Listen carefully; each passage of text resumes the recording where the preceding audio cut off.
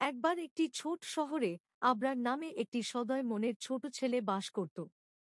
আবরারের আব্দুল্লাহ নামে একটি ভালো বন্ধু ছিল, যে আবরারের সাথে সব সময় খেলা করত।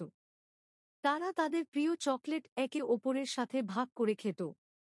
একদিন বিকেলে আবরার যখন বন্ধুদের সাথে খেলছিল, তখন সে লক্ষ্য করল একদল শিশু ছোট একটি বিড়াল ছানাকে উত্ত্যক্ত করছে। বিড়াল ছানাটি ভয়ে কাতর ছিল এবং অন্য ছেলেমেয়েরা তাকে নিয়ে মজা করছিল। আবরার কারো সাথে অন্যায় আচরণ করা দেখে সহ্য করতে পারেনি, তাই সে বিড়াল ছানা পক্ষে দাঁড়ানোর সিদ্ধান্ত নিয়েছে। আবরার বিড়াল ছানাকে কোলে নিয়ে আদর করল। সে বন্ধুদের নিয়ে বিড়াল ছানাটির মাকে খুঁজতে লাগল। তারা একটি গলির মধ্যে বিড়াল ছানাটির মাকে খুঁজে পেল।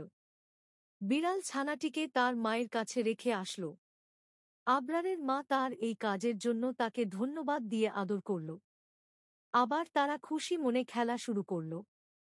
এই গল্প থেকে আমরা শিখতে পারি যে কোন বিপদে সবাইকে সাহায্য করতে হবে।